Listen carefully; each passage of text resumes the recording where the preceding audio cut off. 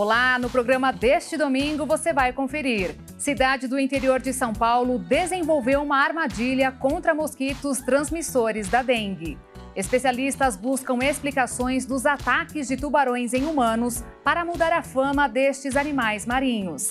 Recursos tecnológicos se multiplicam cada vez mais, mas existe um tipo de trabalho que hoje não foi superado, o do perito em retrato falado. O Agenda Cultural está começando.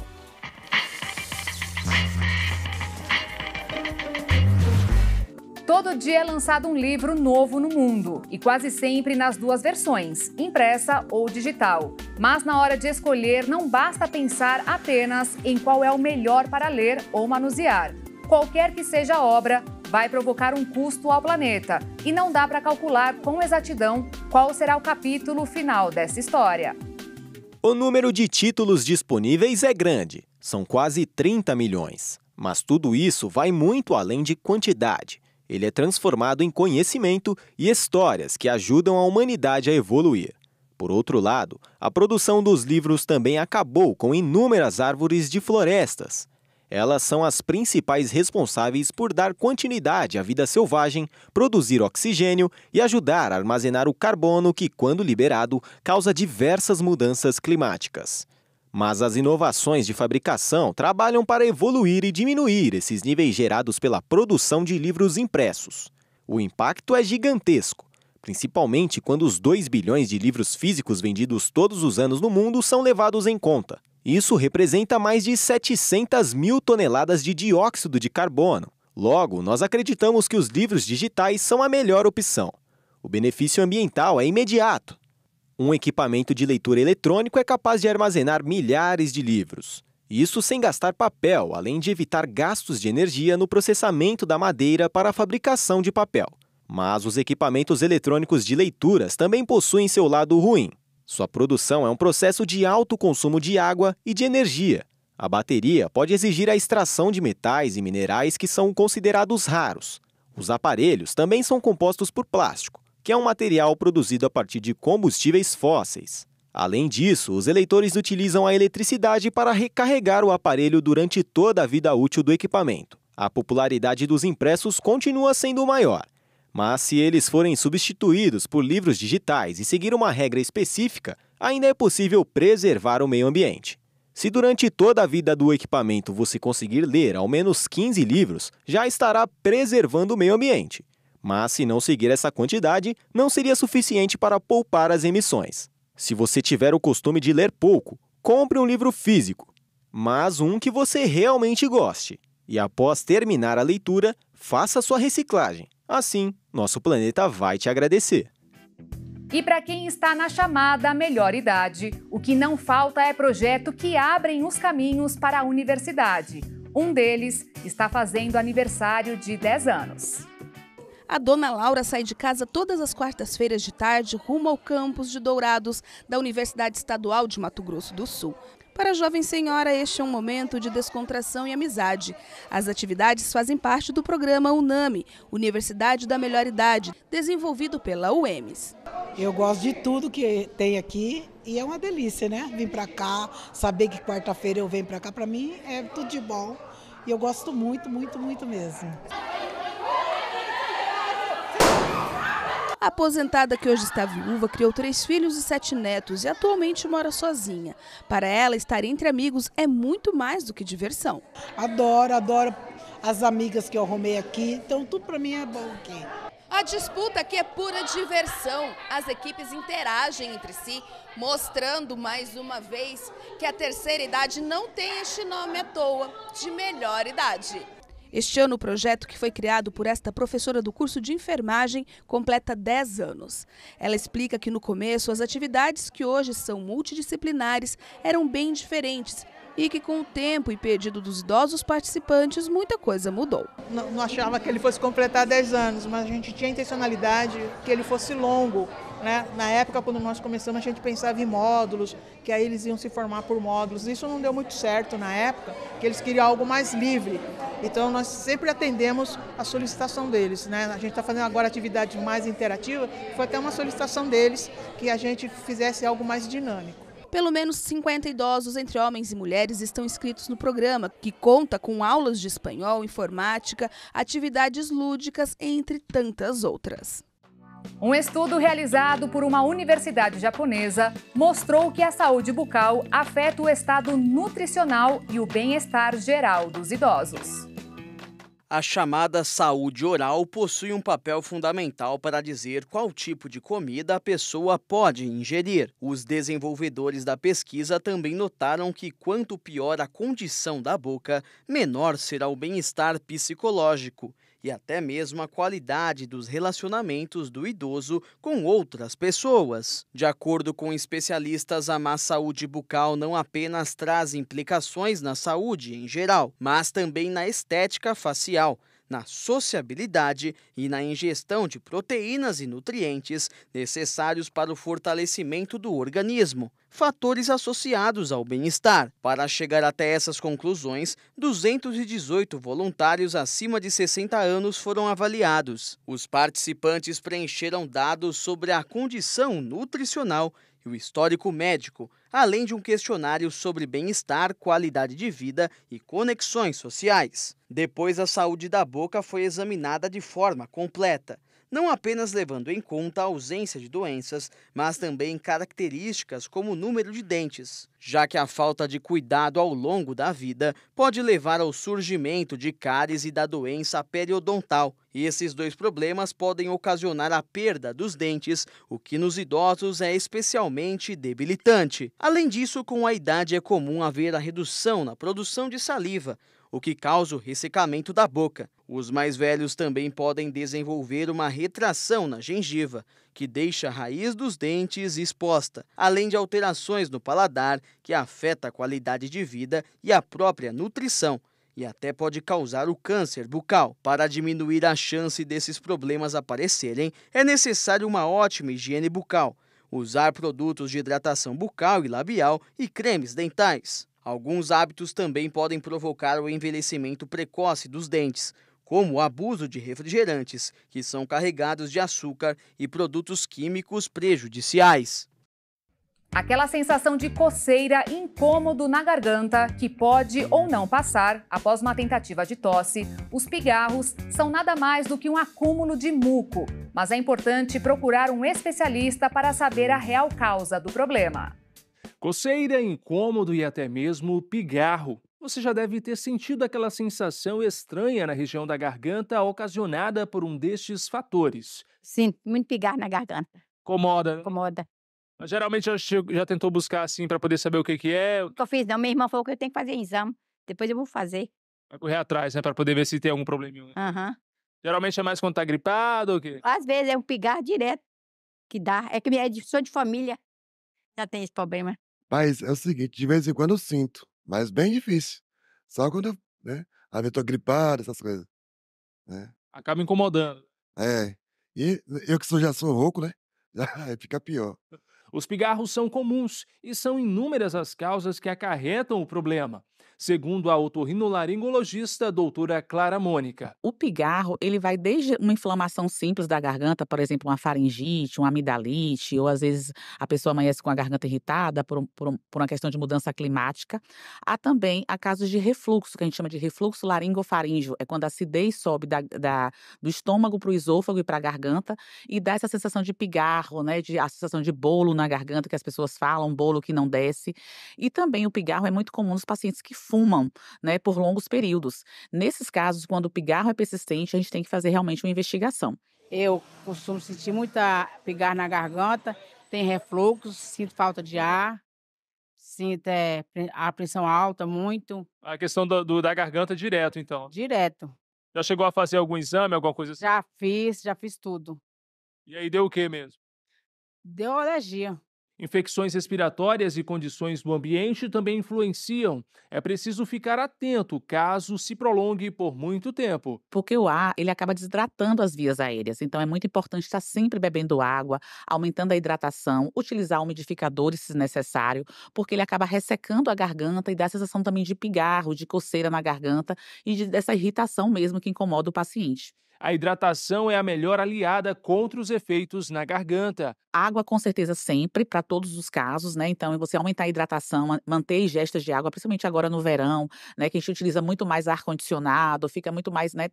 Preso no ar-condicionado, mas um fator principal quando a gente pensa em refluxo, que é uma das causas mais comuns do pigarro, é diminuir a ingesta de cafeína, né? Não só o café em si, mas refrigerantes, chás que tenham cafeína, né? Alimentos muito condimentados, muito apimentados, frituras, né? Evitar comer e em seguida deitar. Então, isso também já ajuda bastante a diminuir esse pigarro.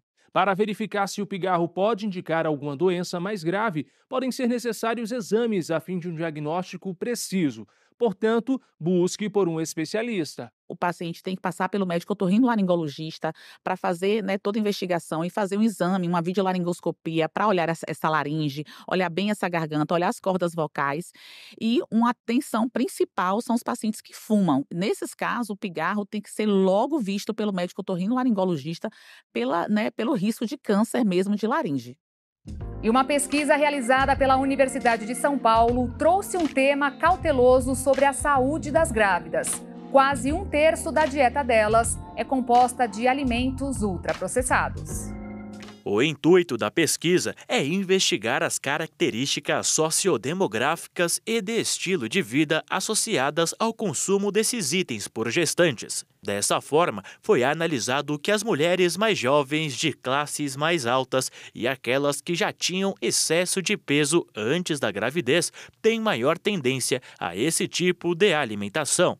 Assim, os produtos mais consumidos por elas são refrigerantes, pão de queijo, bolachas e linguiça suína.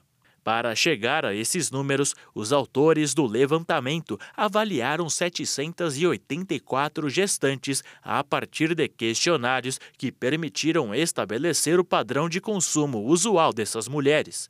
Depois, essas informações foram associadas com dados como idade, nível socioeconômico e estado nutricional antes de engravidar. A pesquisa observa que esses alimentos estão sendo usados como substitutos das refeições, o que é horrível para a nutrição do bebê, já que esses itens são dispensáveis, carentes em nutrientes essenciais como vitaminas, minerais e proteína.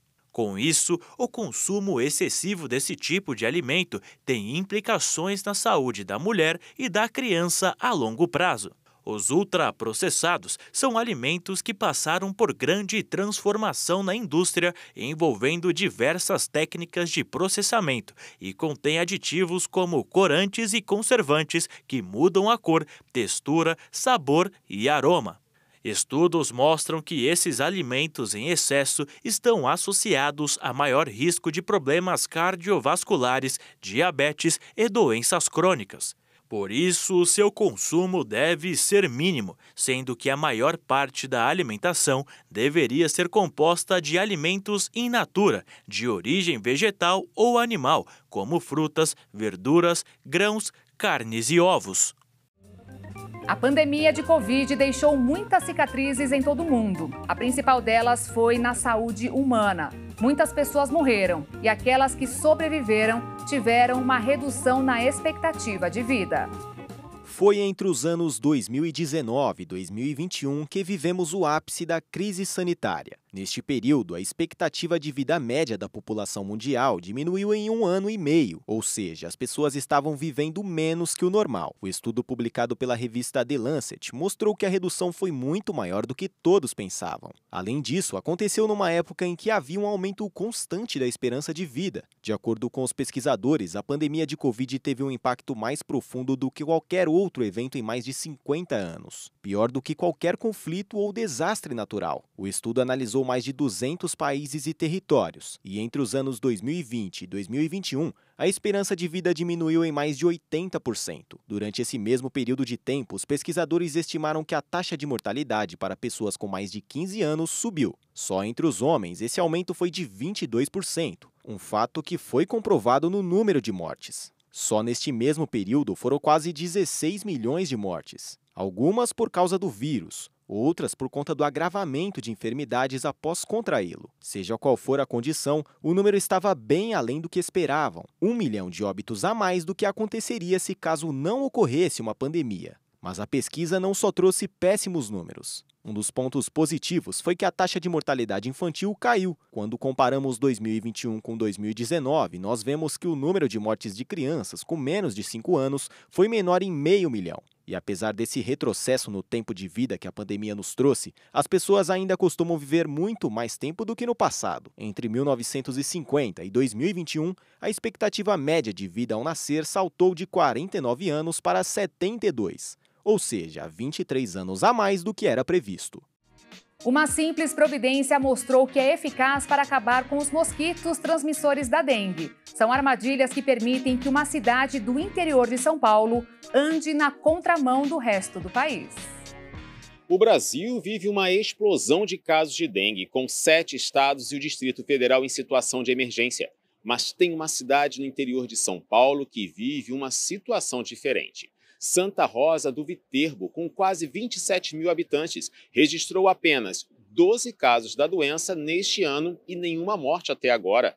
Isso representa uma redução acentuada e a prefeitura aponta que conseguiu controlar a disseminação da dengue com a instalação de armadilhas para capturar o mosquito Aedes aegypti, chamadas de mosquitrap. Elas imitam o criadouro do mosquito. E no interior dessas armadilhas, a água está com um composto químico que libera um odor para atrair o vetor transmissor da dengue. Quando o mosquito entra para colocar os ovos, fica preso em um cartão adesivo dentro da estrutura. Quando o mosquito é identificado como vírus da Zika ou chikungunya, outras 2 doenças transmitidas pelo Aedes aegypti, a população do bairro é avisada e um mutirão de limpeza e pulverização é feito em um raio de 200 metros de onde ele foi capturado. Segundo o secretário de Saúde, André Nader, com essa medida, os gastos com pacientes que buscam a rede de saúde pública para tratar a doença caíram, assim como os números de casos.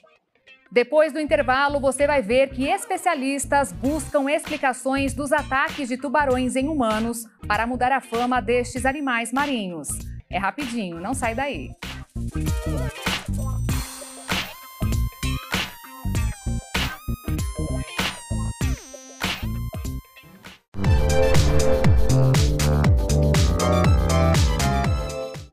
Estamos de volta. O estado norte-americano da Flórida foi o lugar do mundo com mais ataques de tubarões em humanos em 2023. Por isso, especialistas buscam explicações para mudar a fama destes animais marinhos. No ano passado, 16 dos 69 ataques de tubarões foram registrados no estado americano, o equivalente a 23% do número total, de acordo com um relatório publicado neste mês pela Universidade da Flórida. As mordidas ocorrem quando há muitos destes animais e pessoas na água, um cenário comum neste local. Os tubarões tentam evitar as pessoas. Sabemos que eles devem estar fazendo isso porque há muitos deles e muitas pessoas, que são alvos fáceis. São como salsichas flutuantes se você é um tubarão. A latitude subtropical do estado faz com que muitos tubarões se desloquem pelas águas do continente, rico em peixes que servem de alimento. Em quase todos os casos, as mordidas são involuntárias, resultado da falta de visibilidade na água e do azar. Muitas pessoas provavelmente estiveram na água, você provavelmente esteve na água com um tubarão e não percebeu. Eles realmente não querem nada com a gente.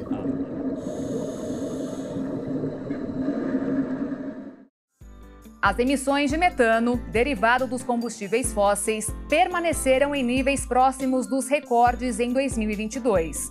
A produção de energia vinculada ao petróleo, gás e carvão gerou quase 120 milhões de toneladas de emissões de metano no ano passado, um pouco acima do resultado de 2022. Segundo o relatório global de 2024, que monitora as emissões em todo o mundo, é esperado que diminuam em breve. De acordo com uma análise da Agência Internacional de Energia, a redução seria motivada pelas mudanças iniciadas no setor e pelos compromissos assumidos na última Conferência Internacional sobre o Clima, a COP28. O metano, segundo o gás de efeito estufa mais importante, depois do CO2, é a molécula do gás natural que escapa dos gasodutos, das minas de carvão e dos fogões, mas também das vacas, dos campos de arroz ou dos resíduos. Quase 580 milhões de toneladas de metano são emitidas a cada ano, das quais 60% são atribuíveis à atividade humana, principalmente à agricultura, e quase um terço às áreas úmidas naturais. O metano é muito mais potente que o CO2, mas sua vida útil é consideravelmente mais curta, quase uma década. Os cientistas indicam que o CO2 é responsável por aproximadamente 30% do aquecimento global desde a Revolução Industrial. As emissões de metano da indústria de combustíveis fósseis permanecem próximas do recorde de 2019 e estão muito longe dos 75% de redução necessários até 2030 para manter o limite de aquecimento do planeta em 1,5 graus Celsius, como estabelecido pelo Acordo de Paris. Segundo a Agência Internacional de Energia, em 2023, quase 40% poderiam ter sido evitados sem custo líquido, pois o valor do metano capturado e comercializado é superior aos gastos para impedir os vazamentos. De acordo com a agência, reduzir estas emissões em 75% custaria mais de 840 bilhões de reais. Quase 2/3 do metano emitido pela indústria de combustíveis fósseis procedem de apenas 10 países, com destaques para China, Estados Unidos e Rússia. Mais de 117 bilhões de reais serão investidos no setor automobilístico brasileiro nos próximos anos. O objetivo é aumentar a frota de carros híbridos. O Brasil está prestes a receber uma chuva de investimentos na indústria automotiva, com aportes das principais fabricantes do mundo para desenvolver modelos híbridos na maior economia da América Latina. De um lado, o Grupo Stellantis prometeu o maior investimento da história do setor automobilístico sul-americano, de cerca de 30 bilhões de reais até 2030.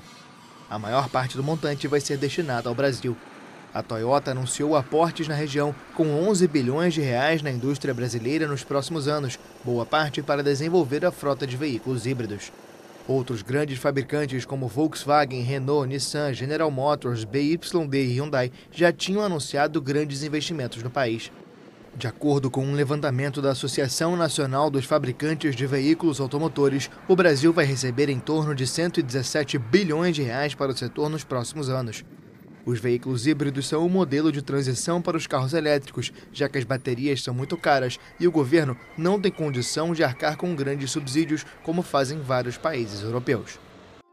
O incidente ocorrido em um voo da Latam, na Nova Zelândia, acendeu o alerta para a importância do uso do cinto de segurança no avião durante toda a viagem. O equipamento só é obrigatório durante o pouso e decolagem, mas é importante destacar que o voo pode enfrentar turbulências severas que surgem sem aviso. Um brusco movimento levou vários passageiros das poltronas ao teto do avião. O voo da Latam Airlines operava a rota Sydney-Auckland-Santiago e estava sobre o mar da Tasmânia, entre Austrália e Nova Zelândia, quando o incidente aconteceu. Assim que o avião pousou no aeroporto de Auckland, 50 pessoas precisaram de atendimento médico. 13 foram levadas a um hospital da região. Entre as vítimas estava a brasileira Renata Mendes. Eu tinha ido ao banheiro, então quando eu voltei eu não coloquei o cinto, então eu fui parar no teto. Este vídeo foi postado pela brasileira em uma rede social logo após o incidente. Na legenda ela conta que já passou por outras experiências parecidas, mas essa teria sido a pior. Ai, pensei que eu fosse morrer agora. Pensei que eu fosse morrer. Por meio de nota, a Latam Airlines Group relatou que o voo LA800, com 263 passageiros e 9 membros da tripulação de voo e de cabine, experimentou uma forte movimentação durante o voo, cuja causa está atualmente sob investigação. A Latam informou que está trabalhando junto com as autoridades competentes para apoiar as investigações sobre o incidente. A companhia lamentou o ocorrido e pediu desculpas por qualquer inconveniente ou desconforto que essa situação possa ter causado. Incidentes como esse podem ser explicados por uma turbulência de céu claro, CAT na sigla em inglês. Um fenômeno meteorológico que ocorre em céu limpo e aparentemente calmo, sem dar nenhum indício. O evento climático é invisível e não pode ser detectado pelos radares a bordo da aeronave. Em elevadas altitudes, ocorre o que nós chamamos de jet stream, ou seja, corrente de jato. É comum, mas quando essas correntes de jatos elas ocorrem, sofrem um cisilhamento. O que é cisilhamento? É uma brusca alteração na sua direção e velocidade. Aí, quando ocorre isso, aí é um problema, porque pode haver uma alteração na velocidade e na direção, inclusive no sentido vertical.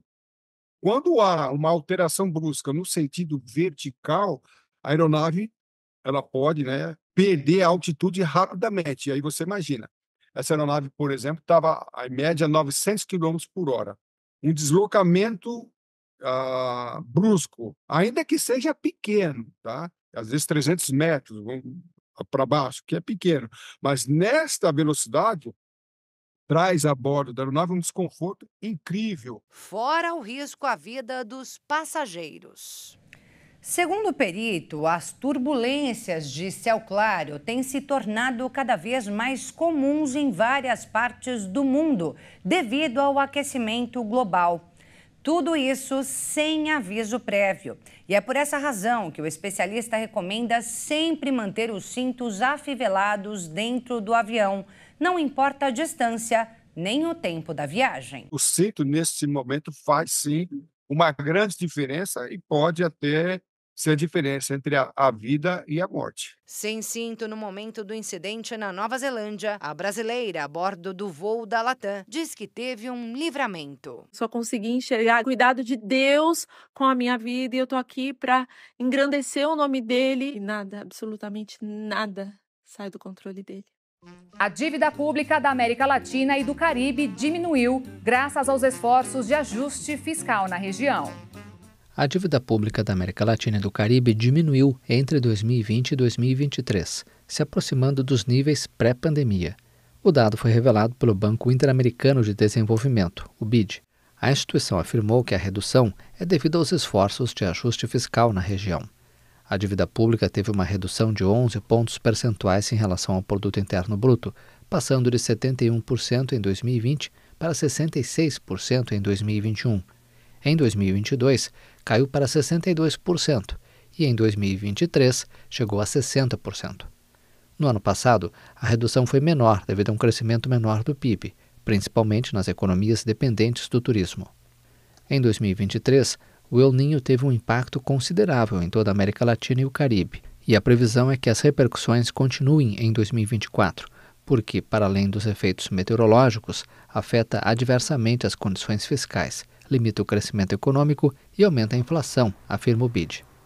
O banco prevê que o El Niño possa dar lugar a um aumento de 3% da dívida como percentual do PIB em 3 anos. O Parlamento Europeu aprovou uma lei de liberdade de imprensa destinada a proteger jornalistas, combater a interferência política nas decisões editoriais e aumentar a transparência da imprensa. O texto foi aprovado com 464 votos favoráveis, 92 contrários e 65 abstenções.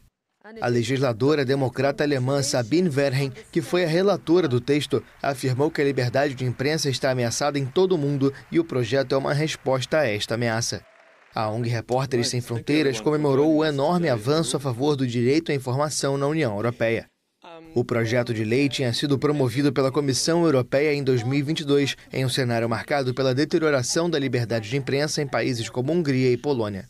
Representantes da extrema-direita do parlamento alegaram que a comissão excedeu as competências para tentar legislar sobre o tema. O texto aborda o respeito ao sigilo das fontes jornalísticas e a proibição da implementação de tecnologias de vigilância em dispositivos utilizados por estes profissionais. A legislação também estabelece obrigações para os países do bloco europeu garantirem uma melhor independência editorial e funcional dos meios públicos, sobretudo através de um financiamento sustentável e previsível. A maioria dos presos por tráfico de drogas em rondas policiais são os negros. Essas abordagens costumam acontecer com base num comportamento suspeito do acusado. O problema é que os brancos quase não são parados, enquanto os negros acabam sendo os principais alvos das autoridades. A análise publicada por meio de nota pelo Instituto de Pesquisa Econômica Aplicada mostrou que realmente existe um viés racial na aplicação das leis. Mas antes disso, eles analisaram o perfil dos réus processados por tráfico de drogas nos tribunais de justiça. Foram levadas em conta mais de 40 mil ações. Entre os processados, mais de 70% eram homens de até 30 anos de idade e com baixa escolaridade. E os jovens negros correspondiam à metade dos réus. Apenas um indicativo de como a criminalização por tráfico cai sobre essa parcela da população. Daqueles que são acusados, quase metade são negros, enquanto apenas 20% são brancos. Justamente por isso, a pesquisa afirma que os crimes da lei de drogas são responsáveis por processar e prender pessoas negras em grande escala. Agora, se considerar os presos em flagrante que saíram de patrulhamentos da polícia com base em comportamento, 50% são negros. Ou seja, as pessoas negras possuem mais chances de serem abordadas na rua do que as pessoas brancas. Fato que pode ser comprovado quando são analisadas as prisões que acontecem baseadas numa investigação e não apenas por abordagens. Quando isso acontece, a proporção entre negros e brancos é praticamente igual, algo que também pode ser visto quando eles buscam o acusado em casa com mandado judicial. Isso tudo levou à conclusão de que os negros possuem mais chances de serem criminalizados, enquanto os brancos carregam uma espécie de proteção, tudo isso apenas pela cor de sua pele. Justamente por isso, alguns especialistas da área defendem estabelecer um parâmetro para diferenciar os usuários de traficantes. Assim, a lei poderá ser aplicada com mais racionalidade e menos preconceito. O Senado aprovou um projeto que aumenta o tempo mínimo que os alunos da educação básica de todo o país terão que ficar na escola. Mais uma medida para tentar diminuir a evasão e melhorar a qualidade de ensino. O Senado aprovou em plenário um projeto de lei que define regras para a educação em tempo integral em todo o país. As novidades vão desde a carga horária à estrutura das instituições de ensino. De acordo com informações do INEP, o Instituto Nacional de Estudos e Pesquisas Educacionais Anísio Teixeira, em 2022, pouco mais de 18% dos estudantes da educação básica estavam matriculados em programas de educação integral, e o número de escolas que atende a esse formato diminuiu de 29% em 2014 para 27% em 2022. Para reestruturar esta modalidade, segundo o texto aprovado, os alunos do sistema integral devem permanecer no mínimo 7 horas por dia ou 35 horas por semana na escola, aumentando assim as atividades escolares ao longo do dia. O projeto também sugere que os professores tenham dedicação exclusiva, ou seja, não possa ter uma dupla jornada em outro local de ensino. Para contribuir ainda mais com a educação, as novas regras permitem que as escolas se associem às instituições de ensino superior e profissional para oferecer atividades culturais, esportivas, de lazer, meio ambiente, ciência e tecnologia. Outra responsabilidade das escolas de ensino integral diz respeito à infraestrutura. Elas devem manter as salas de aula, biblioteca, laboratórios, quadras, salas multiuso, áreas de recreação e espaços de convivência, além de disponibilizar recursos didáticos e tecnológicos. Essa proposta foi apresentada à Comissão de Direitos Humanos e Legislação Participativa do Senado em 2014, por estudantes que participaram da terceira edição do projeto Jovem Senador. Na justificativa, os jovens senadores destacaram a importância da educação integral para formar estudantes críticos e agentes de mudança na sociedade. Agora, o texto segue para a Câmara dos Deputados, onde será analisado.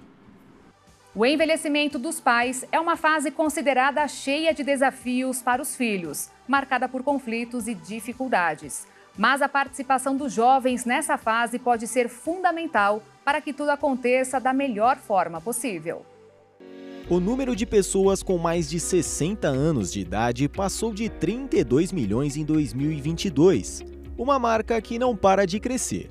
E a estimativa é de que, com o passar dos anos, fique ainda maior. À medida em que a idade avança, os idosos acabam precisando ainda mais de um apoio. Aquelas atividades simples do dia a dia acabam ficando mais complexas. Com isso, os pais recorrem ao auxílio dos filhos. O problema é que muitos jovens não estão preparados para lidar com esse período e experimentam níveis elevados de estresse e sobrecarga, principalmente quando existem questões de saúde. Mas esse cuidado é mais que necessário. Inclusive, existe um nome para definir esse senso de obrigação de estar ao lado dos velhinhos. É a responsabilidade filial, um dever do filho adulto de se tornar responsável pelos pais idosos. Mas para que a experiência não seja uma das piores, vai depender muito da forma em que o filho foi criado. Um dos principais desafios e motivos de briga está nos papéis que os pais e filhos assumem nessa fase da vida. De um lado, os filhos podem enxergar uma pessoa fragilizada, que precisa de cuidados e tentam proteger os seus pais. De outro, há uma pessoa que não quer perder a sua autonomia. Os pais podem até perceber que estão precisando de cuidados, mas muitas vezes são teimosos e têm dificuldade em aceitar isso. Nesse período, os idosos também enfrentam o sentimento de solidão, perda de sentido da vida ou até medo da morte. Justamente por isso, a relação com os filhos deve ser aberta para que tudo seja discutido e ambos entrem num acordo. Os especialistas afirmam que para preservar a autonomia dos idosos é importante respeitar as decisões dos mais velhos. Mas aquela inversão de papéis falada por muitos não deve acontecer. Eles já são experientes e com seus valores muito bem definidos. E é importante que tudo isso seja respeitado. Além disso, para que o envelhecimento aconteça de uma forma saudável, é necessário que tenham acesso a bons cuidados de saúde e qualidade de vida. Em qualquer um dos cenários, a presença dos filhos é importante, principalmente para que apoiem seus pais. E uma das principais formas para isso é incentivando que os idosos cuidem das doenças crônicas que costumam surgir nessa idade. Isso vai fazer com que eles vivam mais, e claro, com um sorriso no rosto.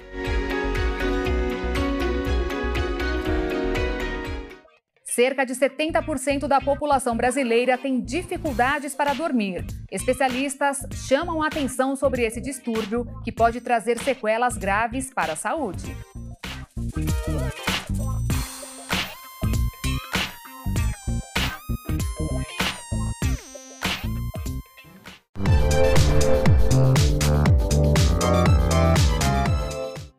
Cerca de 70% da população brasileira tem dificuldades para dormir. Especialistas chamam a atenção sobre esse distúrbio, que pode trazer sequelas graves para a saúde. Qualidade de vida, descanso e um momento único. O sono está relacionado diretamente com tudo que produzimos e que fazemos durante o dia. Uma noite mal dormida ou constante insônia pode virar diversos problemas de saúde. Por isso, os médicos que cuidam da saúde do sono se uniram em uma associação e promovem todos os anos a Semana Nacional do Sono para alertar as pessoas o quanto é importante esse momento para suas vidas. Então, por exemplo, tem quantidade de horas adequada para o adulto. Vamos pegar o adulto primeiro. 7 a 9 horas, 7 a 8 horas, vamos dizer 8 horas, quantidade ideal de horas de sono. Mas esse ideal, claro que a gente tem que ver o cronotipo de cada um, se é mais matutino, mais vespertino, se é um dormidor curto ou um dormidor longo, que tem questionários para isso e avaliação para isso. Mas vamos pegar primeiro a média. 8 horas de sono, quantidade com qualidade. Se o meu sono não é reparador, então fica o primeiro alerta. Será que eu não preciso fazer o exame de sono, a polissonografia, para identificar que eu tenho ou não um distúrbio de sono? Então, geralmente, os pacientes que procuram atendimento vêm com um distúrbio de sono muito intenso.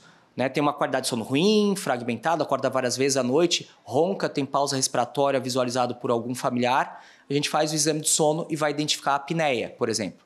Em crianças, quando, por exemplo, começa a ter uma alteração do humor muito frequente, né? Um sono fragmentado, não dorme, acorda várias vezes, e tem quantidade de horas de sono que vão desde muito mais, 14 horas para o recém-nascido, e vai reduzindo aí aos 2, 3 anos de idade, vai tendo, entre aspas, uma maturação cerebral para ir adequando essa quantidade de horas de sono.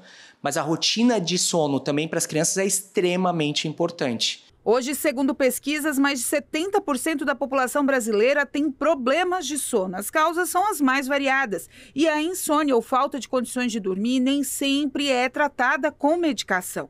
A chamada higiene do sono pode ajudar a melhorar a condição do paciente, como ter rotina, evitar luzes 2 horas antes do sono, não consumir produtos à base da cafeína, chocolates e estimulantes e evitar até mesmo a alimentação pesada. Tudo isso já ajuda a ter uma noite de sono saudável, sem precisar de tanta medicação. Eu acho que esse é um grande mal que a gente está vivendo já há um bom tempo, né? O acesso fácil e deliberado de medicação. Medicação para sono deve ser restrita por um determinado tempo, com acompanhamento com o especialista.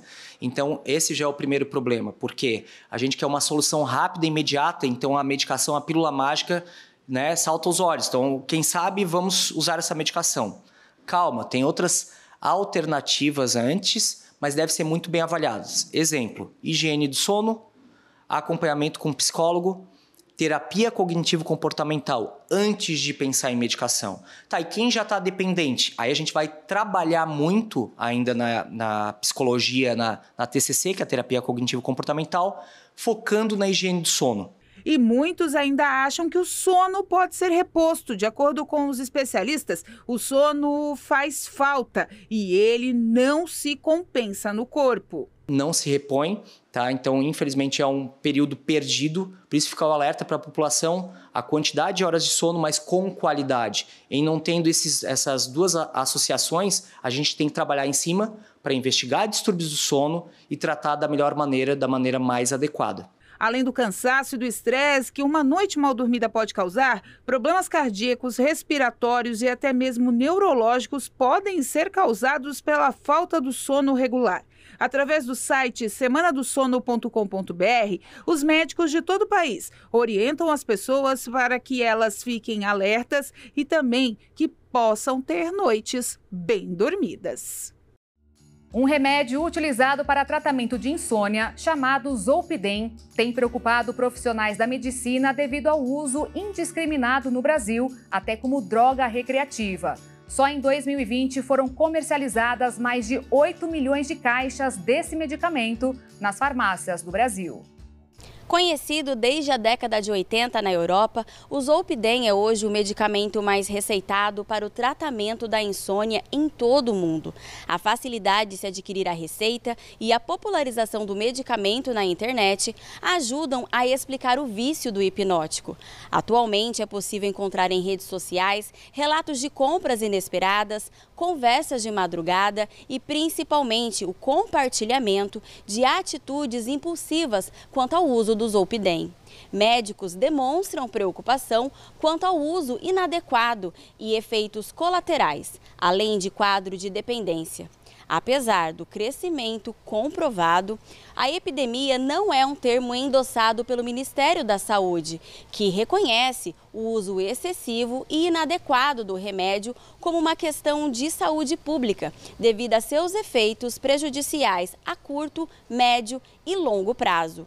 Dados da Anvisa, Agência Nacional de Vigilância Sanitária, entre 2011 e 2018, a venda do Zolpidem cresceu 560% no Brasil. Apenas em 2020 foram comercializadas mais de 8 milhões de caixas desses medicamentos na farmácia brasileira. O Zolpidem é um medicamento que atua no sistema nervoso central e possui propriedades sedativas, relaxantes e ansiolíticas. Contudo, é importante o uso racional desse remédio na dose certa e por tempo adequado, receitado por um médico psiquiatra ou neurologista. Policiais do país inteiro têm um trabalho constante de busca por criminosos. Os recursos tecnológicos se multiplicam cada vez mais, mas existe um tipo de trabalho que até hoje não foi superado e, por isso, não deve ser deixado de lado. É o do perito em retrato falado. Sidney Barbosa é artista forense do Departamento Estadual de Homicídios e Proteção à Pessoa de São Paulo. É ele que há mais de 30 anos faz os retratos falados de casos paulistas e até de alguns outros estados brasileiros. O especialista foi responsável por retratos que levaram a culpados por crimes de grande repercussão nacional. Entre eles, Francisco de Assis Pereira, o maníaco do parque. No Maníaco do Parque é engraçado que tem uma história dele, né, que ele se viu no retrato falado e lá a gente coloca aqui, né, uma cicatriz aqui na sobrancelha dele. E quando ele foi preso, antes dele ser preso, evidentemente, ele havia raspado assim, a sobrancelha para tentar ludibriar, tentar enganar, né? A gente tem uma imagem aqui que eu apontava aqui no retrato falado, que ele tinha um corte aqui na sobrancelha. E quando ele foi preso, nós percebemos que havia uns pelinhos assim da sobrancelha nascendo. Aí foi indagado o porquê daquilo e falou que ele raspou para tentar despistar. O caso aconteceu em 1998. O motoboy atraiu, estuprou e matou várias mulheres dentro do Parque do Estado, na zona sul da capital paulista. Um retrato falado que foi feito por desenho levou a identificação dele lá na cidade de Rio Grande, no Rio Grande do Sul. Um pescador que viu um desenho e associou ele a uma pessoa que estava ali naquela região e era ele. Então é uma potência, né, quando você acerta. Para Sidney, esse caso foi um divisor de águas na arte forense do país. Eu acredito que o retrato falado depois do Maníaco do Parque criou-se uma notoriedade muito grande, criou-se uma responsabilidade muito grande, né? E nós fomos forçados, evidentemente, a se adequar mesmo à tecnologia, a ter realmente conhecimento, né, dessa parte psicológica, como aborda uma pessoa, né, como dar esse resultado, né, de uma melhor forma. O trabalho, que começou sendo feito à mão, hoje usa computação gráfica e conta com um vasto banco de dados com formatos de cabeça, olhos, boca, orelhas. Tudo para auxiliar no começo da criação de um rosto. Então, por exemplo, agora eu tenho aqui um formato de cabeça e eu quero procurar aqui, por exemplo, os olhos. Então eu tenho aqui várias situações, né? Várias expressões de olhares, ó, por exemplo, esse olhar aqui, ó, bem característico, do cara que é drogado, né? A gente já consegue, ó, dar uma afeição para ele. Mas é o conhecimento do perito e seus toques manuais na tela do computador que traçam os detalhes mais importantes do retrato. A gente tem que estudar todos os ângulos da face, né? Existem medidas, né? Existem padrões antropométricos, né? Que esses sim devem ser levados em consideração. Sidney explica que o retrato falado vem sempre de um trauma. Diz que é impossível colocar no papel a imagem de um conhecido por quem se tem afeto. Eu não consigo desenhar, né, mentalmente a minha filha, ou a minha esposa, a minha mãe, ou um ente querido, mas uma pessoa que de repente traumatiza de alguma forma, né, que ela vai lá no seu inconsciente, fica te perturbando, então a gente consegue ali, né, mesmo que esteja inconscientemente ali, né, guardada tal, a gente consegue guardar alguns detalhes, né. A gente tem vários casos que muitas vezes eu peço para a vítima, né, desenhar para a gente, da forma que ela sabe desenhar, que ela conhece, e ela acaba desenhando assim características, né, da pessoa que ela jamais falaria. Outro ponto importante é que a imagem feita pelo artista forense não é uma cópia perfeita da realidade, mas carrega características marcantes que muitas vezes levam ao reconhecimento do culpado. Para criar a imagem que está apenas na mente da vítima, não é preciso ser policial, mas é necessário ser desenhista, conhecedor de todas essas tecnologias e mais, ser anatomista, psicólogo e, acima de tudo, humano. A gente tem que ter uma sensibilidade para entender a dor do outro e tentar amenizar de alguma forma possível. Eu amenizo, ou pelo menos tento, ajudando dessa forma. Com todas essas atribuições, o perito atua não apenas na criação de retratos falados, mas na execução de outras demandas do Laboratório de Arte Forense, como a reconstrução facial para a identificação de cadáveres e a progressão de idade de pessoas desaparecidas. São trabalhos de grande relevância que, há décadas, ajudam a desvendar crimes e a fazer justiça.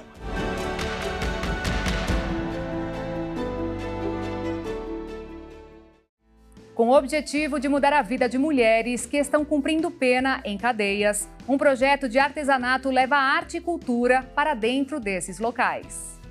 A cada molde ou pincelada são minutos que se vão de um dia intenso dentro de uma unidade prisional. Aqui, o tempo tem outro valor. Para Lucineide, de 39 anos, o tempo de voltar a ver a família. Fui presa em um tráfico, né? Tenho que tirar aí mais ou menos 3 anos. E estou aqui para remir, né? Tenho um objetivo, né? Ir embora cuidar da minha mãe, da minha família. E estou aqui fazendo esse lindo trabalho, né, na penitenciária. Tive a oportunidade e dou graças a Deus hoje por estar participando desse lindo projeto. Já Larissa está presa há mais tempo. Chegou até o semiaberto, mas voltou para o regime fechado. Tráfico de 2015, aí tô na quebra. Eu evadi o semiaberto. Lá dentro não é muito fácil de tirar convivência, né? E aí tem um projeto desse ajuda? Muito satisfatório, dá uma paciência. Tanto Lucineide quanto Larissa se unem a outras internas do estabelecimento penal Irmã Irmanzorzi, em Campo Grande, para um curso, o Reintegra Arte, com o objetivo de estimular o trabalho e trazer algo novo para elas, como o artesanato. Esse projeto surgiu há 3 anos, né? E a primeira vez nós viemos aqui, né? E nós acreditamos nas meninas, né, que estão aqui, que elas podem mudar de vida através da arte, do artesanato, né? Principalmente nós ministramos a cerâmica, né, o bicho do Pantanal. Então nós acreditamos mesmo que na mudança delas através dessas oficinas, desses cursos. O projeto tem apoio do Fundo de Investimentos Culturais e vai percorrer 8 estabelecimentos penais de 7 cidades do estado. Com 10 participantes cada, ao fim, 80 internos terão passado pelo curso, que usa argilas com moldes e pinturas. Kleber vê uma progressão para as pessoas que se apoiam no artesanato, como forma de mudar de vida. Isso aqui é uma fonte de renda muito boa, né? Lá fora ela tem muito mercado para esse artesanato, né? Bicho do Pantanal principalmente. O curso permite a remissão, que é quando o interno trabalha ou estuda para ter menos dias de pena. No caso, a cada 12 horas trabalhadas, 1 dia a menos. Assim, o relógio gira mais rápido. São cerca de 300 internas aqui no estabelecimento penal feminino. Todas elas ficam atrás daquele portão onde estão os pavilhões e que o tempo demora por muitas vezes a passar. Só que com um curso, como neste caso especial, em que elas ficam por cerca de 2 horas, o tempo passa mais rápido e também ajuda no cuidado mental. Lileia é psicóloga no estabelecimento penal e quem seleciona as internas que podem e querem participar do curso. Elas se sentem super felizes por estarem participando, por terem sido selecionadas, né? Elas se sentem produtivas, fazendo algo de bom. Além de ajudar a amenizar a pena, as internas ainda saem com certificado e podem trabalhar fora. Elas se sentem super capazes com o certificado e começam já a ter uma prospecção de futuro, né? Extramuro. Então, assim, que agora elas podem começar a trabalhar com algo, né, viável para a sociedade. Tenho fé primeiramente em Deus, né? Sempre coloco em primeiro lugar. E as pessoas boas que Deus trazem na vida de cada um de nós, né? Então, tem que erguer a cabeça, né? Não é fácil, mas para a gente que quer e quer conseguir algo na vida, isso aqui é maravilhoso. Isso aí vou procurar adquirir exemplo para minha vida também. Mudar, muito, com certeza. O centenário Copacabana Palace ganhou um colorido especial. O mais icônico hotel carioca recebe até o final de setembro uma intervenção artística que cobriu as janelas da fachada com vinis nas cores amarela, azul, rosa, verde e vermelha. Janelas coloridas para iluminar uma fachada imaculadamente branca. O icônico Hotel Copacabana Palace, que acaba de completar 100 anos, aparece de cara nova. A intervenção feita pelo artista francês Daniel Bourrin poderá ser admirada até 30 de setembro. Levei um tempo para descobrir o que fazer. Eu já conheci o hotel. Havia muitas possibilidades, mas na minha opinião eram muito complicadas. Então pensei que a coisa mais fácil e acessível a fazer seria trabalhar em todas as janelas da fachada, que funcionariam bem de dia e noite, por dentro e por fora. Sur toutes les fenêtres de la façade, qui joueraient aussi bien la nuit que le jour, à l'intérieur en plus et à l'extérieur. As janelas dos quartos e salões, com vista para a praia e o mar de Copacabana, foram recobertas de vinis nas cores amarela, azul, rosa, verde e vermelha. A escolha das cores é sempre ao acaso, confessa o artista, conhecido sobretudo pelas colunas cortadas no coração do Palais Royal de Paris. Acho que desde que as cores sejam todas contrastantes, qualquer cor pode funcionar. Além da centena de janelas da fachada icônica, Bourrin também interveio na pérgola da entrada principal, projetando uma espécie de tapete colorido sobre o chão. O artista ainda destacou que o espetáculo não fica restrito aos hóspedes, sendo visível para as pessoas com um único olhar, indo ou não ao hotel. E o programa Agenda Cultural deste domingo fica por aqui. Eu agradeço a sua companhia. Amanhã, você sabe, eu volto com mais novidades, curiosidades e informações para você. E te espero. Tchau!